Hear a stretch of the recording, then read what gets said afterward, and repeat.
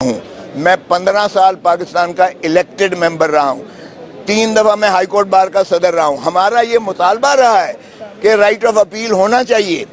Article 184 میں جب آپ سیدھا لیتے ہیں، سو موٹو لیتے ہیں یا ڈائریکٹ لیتے ہیں تو ایک حق اپیل کا بالکل ہونا چاہیے۔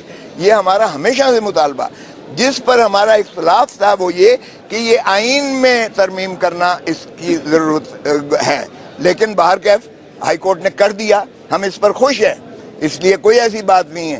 مگر دیکھیں جو پرسن اسپیسیفک امینڈمنٹ تھی کہ یہ پیچھے سے اطلاق ہوگا، اور وہ تھا نواز شریف اور ترین صاحب کو جو ہے بیل آؤٹ کرنے کے لیے، وہ سپریم کورٹ 8-7 سے سپریم کورٹ نے اسے مسترد کر دیا ہے اور غیر آئینی قرار دے کے اس امینڈمنٹ کو رد کر دیا ہے۔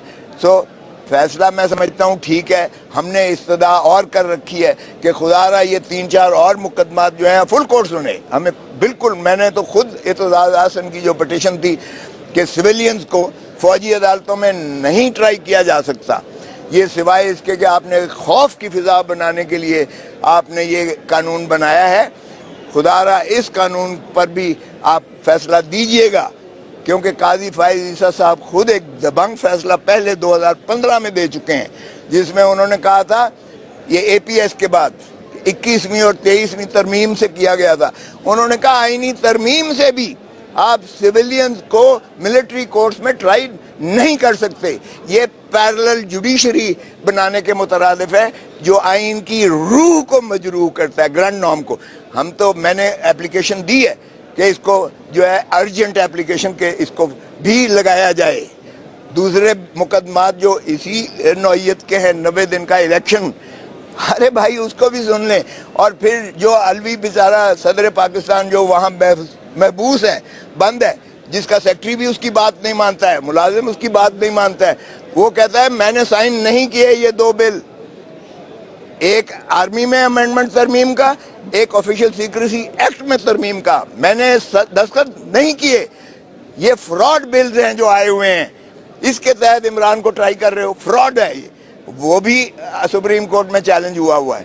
تو ہم توقع کرتے ہیں قاضی صاحب سے کہ وہ بے شک فل بینچ بٹھائیں، ہمارے لیے کوئی پرابلم نہیں ہے، 5 رکنی بٹھائیں، 3 بٹھائیں، فل بٹھائیں، وہ ایڈمنسٹریشن ان کا اختیار ہے، وہ اس کو پورا استعمال کریں، عوام کو ریلیف دیں، آئین کو بحال کریں، آئینی حقوق دیں، آئینی مسائل جو ہیں ان کو الجھائیں نہ 9-6-10-5 5-6-3-2 اس چکر میں نہ ڈالیں، تو فیصلے کریں۔ نواز شریف صاحب واپس آ رہے ہیں اور مینار پاکستان کو سٹیج بھی تیار ہو گیا ہے، وہ تو جلسہ کرنے جا رہے ہیں، ہمیں یہ بتائیں کہ قانون کیا کہتا ہے کہ جب وہ واپس آئیں تو کیا سلوک ہوگا؟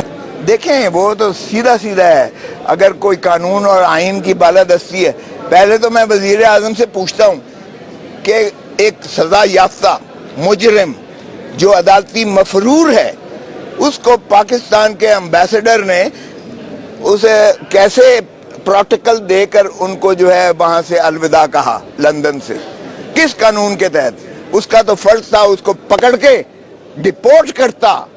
جو عدالتی وارنٹس نکلے ہوئے ہیں پرپیچول، ان کی تعمیل کرتے ہوئے امبیسڈر کو اسے گرفتار کروا کر اس کو یہاں بھیجنا تھا، ڈپورٹ کرنا تھا، یہ امبیسڈر کا فرض تھا۔ امبیسڈر ہمارا اس کو سی آف کر رہا ہے، تو اس کا مطلب یہ ہوا کہ تسلسل ہے یہ پی ڈی ایم کی حکومت کا، یا کوئی ڈیل ان کے ساتھ کر رہے ہیں، جو بھی ہوا ہے۔ لیکن بہرکیف ہمارے عدالتیں جو ہے اتنی ابھی اندھی اور کمزور نہیں ہوئی ہیں۔ دیکھیں پروٹیکٹیو بیل جو یہ دینے جا رہے ہیں، آج دے رہے ہیں یا کل دے رہے ہیں، 3 کیسز میں، 2 میں ان کو سزا ہوئی ہے، 2 میں کیسز میں سزا ہوئی ہے محترم نواز شریف صاحب کو، اور وہ اپیلیں جو ہیں داخل دفتر ہو گئی ہیں ان کی غیر حاضری مفروری کی وجہ سے، اور مفروری کے پرپیچول وارنٹس ان کے نکل چکے ہیں۔